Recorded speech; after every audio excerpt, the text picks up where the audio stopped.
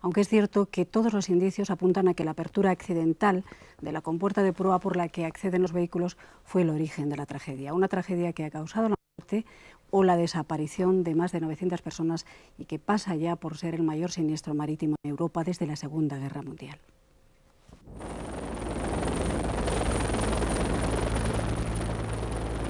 A primera hora de la madrugada del miércoles, el transbordador que efectuaba el trayecto entre la localidad estonia de Tallinn y el puerto de Estocolmo se hundía en las frías aguas del Báltico a 40 kilómetros de la costa finlandesa. Tan solo hubo 141 supervivientes y no llegan a 60 los cadáveres rescatados del millar de personas que viajaban a bordo del Estonia. Su naufragio constituye el accidente marino más grave desde el final de la Segunda Guerra Mundial en Europa y uno de los mayores del mundo en las últimas décadas.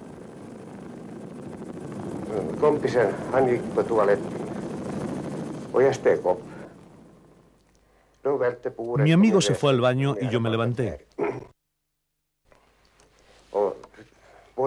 Entonces cayó al suelo la mesita y mi maleta.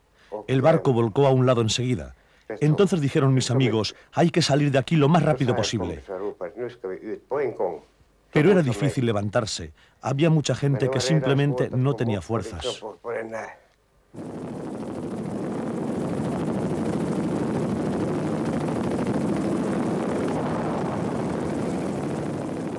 Antes de que finalizasen las operaciones de rescate de los náufragos, que se realizaban en una dramática carrera contra el reloj, porque el frío de las aguas no permitía mucho a los supervivientes, los familiares de los pasajeros que viajaban alrededores ya de la terrible noticia del naufragio acudieron al puerto en busca de información sobre la suerte corrida por sus allegados.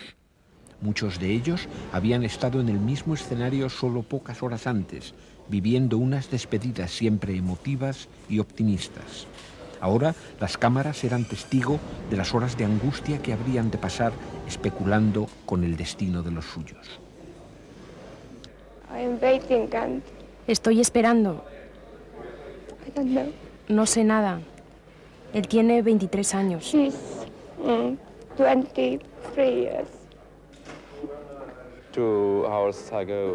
Hace 2 horas recibí un mensaje de mi mujer que me decía que está bien.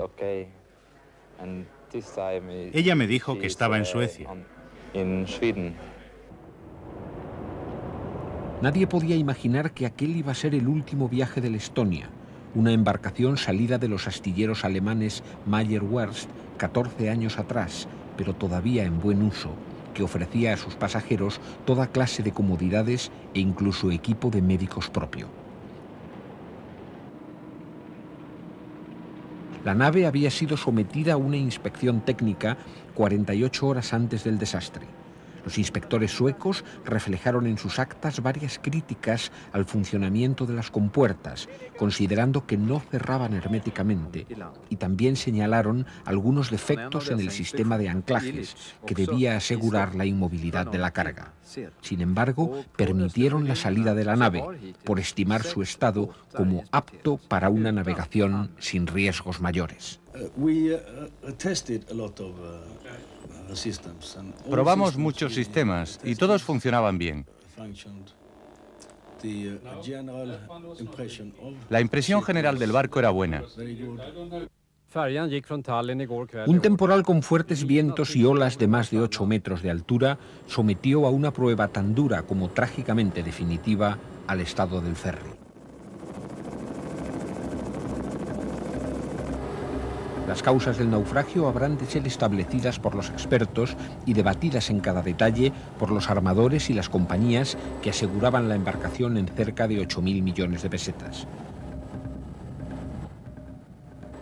Pero de los testimonios de tripulantes y pasajeros se deduce que el agua penetró por algunas compuertas, averiadas, rotas por un golpe de mar o simplemente mal cerradas. La acumulación de agua hizo que la nave se inclinara a un lado. Debieron romperse los anclajes de algunos de los grandes camiones con remolque que el buque llevaba en sus entrañas. La pesada carga se desplazó y el desequilibrio junto a la fuerza de un mar embravecido pudo causar que las aguas se tragasen las 15.000 toneladas de la embarcación.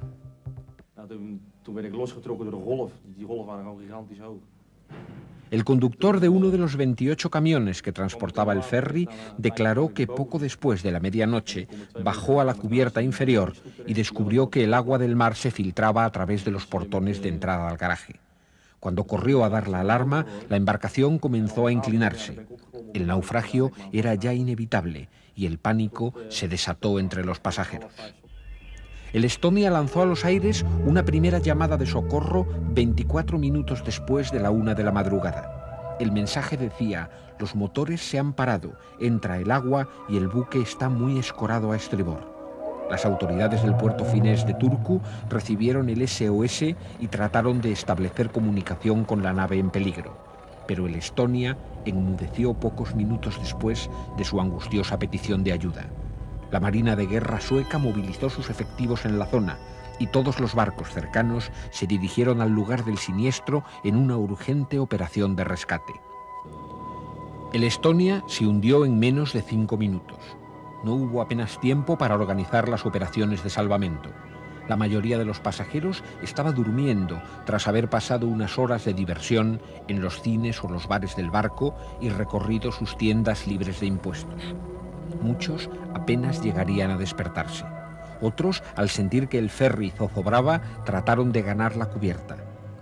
El pánico se desató y la evacuación del barco se precipitó entre gritos y empujones. El barco se ha hundido muy deprisa, no queda ningún rastro. Hay mucha gente en el agua, muchas balsas y un viento muy fuerte. 26 helicópteros suecos, finlandeses y daneses batieron el Báltico en busca de los náufragos. Sus pilotos encontraron unos 40 botes prácticamente vacíos y las aguas jalonadas de cuerpos, la mayoría ya inertes a causa del frío. Los tripulantes de embarcaciones y helicópteros de rescate que llegaron hasta el escenario de la tragedia tampoco olvidarán los momentos dramáticos en que tuvieron que decidir a quiénes recoger entre las manos que desde las aguas se alzaban frente a sus ojos. Después contarían que optaron por dirigirse hacia quienes más se movían, pensando que serían los que tenían mayores posibilidades de sobrevivir al frío. Su heroico trabajo se desarrolló entre el azote del viento y la luz incierta del amanecer. Ya no hay supervivientes, solo quedan cadáveres flotando. Aparecen 3 o 4 cada hora. La mayor parte de los supervivientes fueron llevados al Hospital Universitario de Turku. Los médicos se encontraron con el mismo cuadro repetido, la baja temperatura de los pacientes que produce una situación de alto riesgo cardiovascular. En pura lógica, solo deberían haber resistido los más jóvenes y fuertes. Sin embargo, los médicos se encontraron con algunos pacientes de edad muy avanzada y también varios niños entre los 12 y 14 años.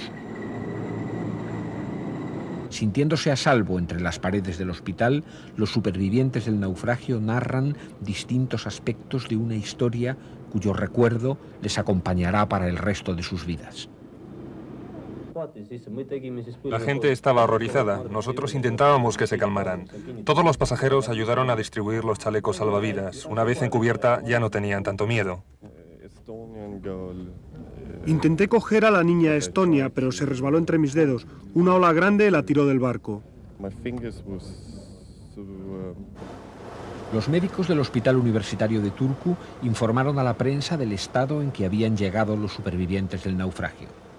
De los daños sufridos por quienes habían logrado escapar del desastre, se deducía la imposibilidad de que se mantuviesen con vida aquellos que aún permanecían entre las agitadas y frías aguas del Báltico. La hipotermia, es decir, el descenso de la temperatura del cuerpo, produce un estado de confusión mental, agarrotamiento de los miembros y torpeza en los movimientos. Al perder 4 grados de temperatura, se cae en la inconsciencia y las posibilidades de sobrevivir se reducen drásticamente.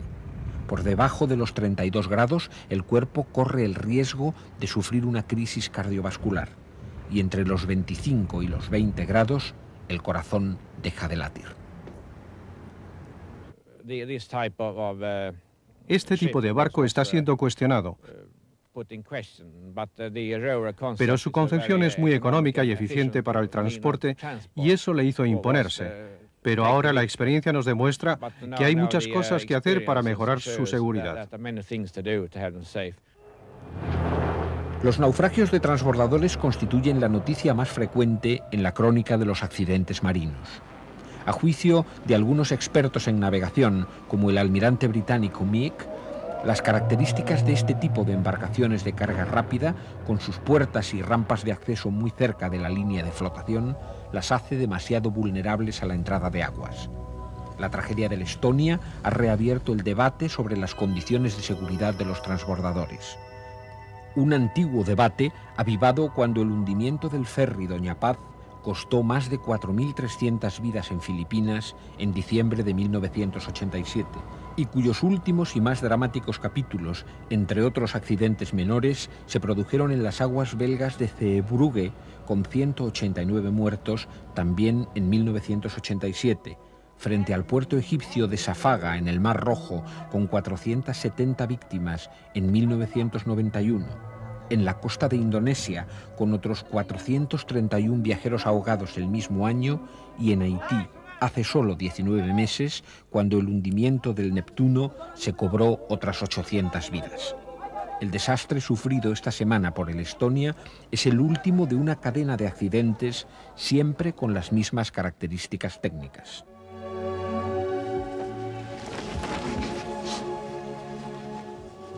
Las escenas del reencuentro de los supervivientes del Estonia con los familiares que les aguardaban, casi sin esperanzas de volver a verles, conmovieron a la opinión pública, mostradas por unas cadenas de televisión que habían reducido su programación a música clásica en señal de luto.